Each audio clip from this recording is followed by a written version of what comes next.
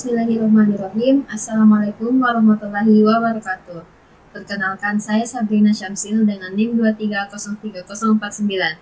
Di sini saya akan menjelaskan sedikit tentang mata kuliah perencanaan anggaran. Nah, di sini ada 5 poin, yaitu akuntansi biaya, anggaran dan perencanaan, analisis laporan keuangan, pengendalian internal, dan efisien operasional. Nah, kebetulan saya akan menjelaskan bagian akuntansi biaya. Yang jenis biayanya ada 10. Yang pertama, biaya tetap. Keterangannya, gaji 6 petugas rekam medis, volume 12 bulan, biaya satuan rupiah 4.800.000. Total biayanya sama dengan 57.600.000 rupiah. Yang kedua, biaya variabel. Keterangannya ada kertas, tinta, dan alat tulis. Volume 3.000 per lembar. Biaya satuan 4.500. Total biaya 13.500.000. Yang ketiga, biaya semi variabel. Keterangannya listrik dan internet. Volume 12 bulan, biaya satuan 2.600.000, total biaya 31.200.000. Yang keempat, biaya investasi. Keterangannya pengadaan komputer dan scanner. Volume 5 unit. Biaya satuan 8 juta. Total biaya 40 juta. Yang kelima, pelatihan SDM. Keterangan workshop sertifikasi petugas. Volumenya 15 orang. Biaya satuan 1 juta. Total biaya 15 juta. Yang keenam, perawatan sistem. Keterangannya maintenance server dan database. Volume 12 bulan. Biaya satuan 1.500.000. Total biaya 18 juta. Yang ketujuh, transportasi petugas. Keterangannya BBM dan parkir petugas. Volume 24 kali. Biaya satuan 200. Total biaya 4.800.000. Yang kedelapan, peralatan arsip. Keterangan rak dan box arsip. Volume 10 unit. Biaya satuan 900. Total biaya 9 juta. Yang kesembilan, pemeliharaan gedung. Keterangan perawatan ruangan arsip. Volume 12 bulan. Biaya satuan 3 juta. Total biaya 36 juta. Yang ke-10, konsumsi rapat. Keterangan konsumsi kegiatan koordinasi. Volume 24 kali. Biaya satuan 500. Total biaya 12 juta. Total biaya operasional tahun 2025 yaitu 237.100.000 rupiah. Bismillahirrahmanirrahim. Assalamualaikum warahmatullahi wabarakatuh. Perkenalkan, nama saya Nurafik Sakinah dengan NIM 2303041 dari Prodi Rekam Medis dan Informasi Kesehatan. Di sini saya akan menjelaskan anggaran dan perencanaan pada tabel berikut. Yang pertama, terdapat beberapa komponen. Di dalamnya ada keterangan, ada target 2025, realisasi, selisih, dan juga analisisnya. Yang pertama ada keterangan, yaitu pendapatan jasa rekam medis, kedua biaya operasional, ketiga investasi aset, keempat pelatihan dan pengembangan, dan yang terakhir kelima itu laba bersih. Target di 2025, target pendapatan di tahun 2025, pendapatan jasa rekam medis itu ada 700 juta, realisasinya ada 680 juta, selisihnya tidak terhitungnya itu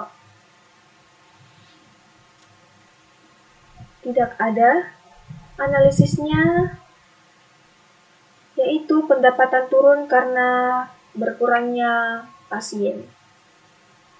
Yang kedua, biaya operasional itu 550 juta.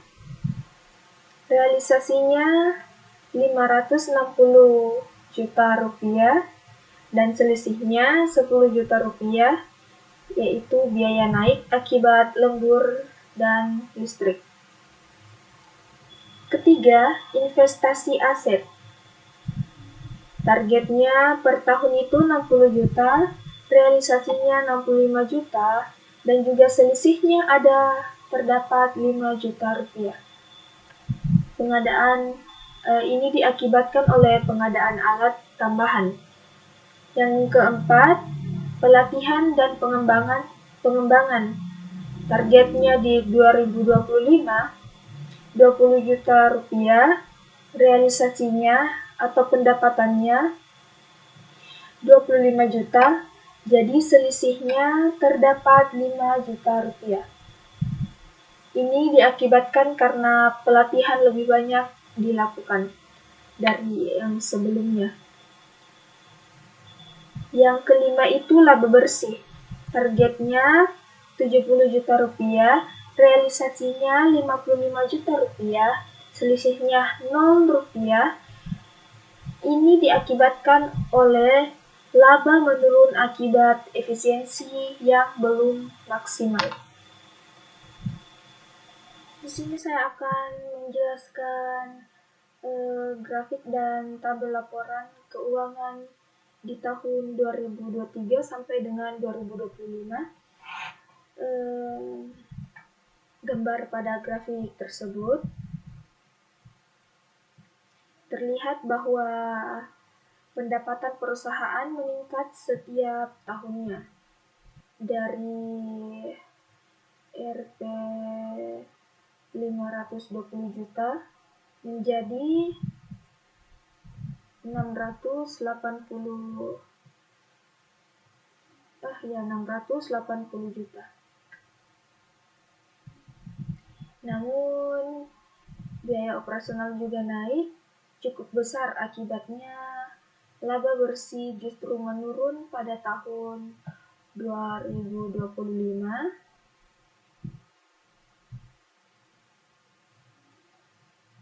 sebesar 7,7%. Meskipun pendapatan meningkat, efisiensinya belum optimal. Assalamualaikum warahmatullahi wabarakatuh. Perkenalkan, nama saya Clara Delia Purnama dengan NIM 2303020. Jadi di sini saya akan menjelaskan tentang pengendalian internal. Di sini ada 6 kolom.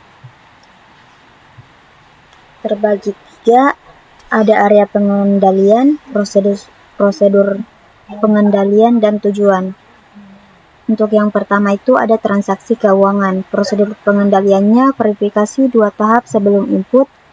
Tujuannya itu menjamin akurasi data keuangan. Yang kedua ada kas dan bank.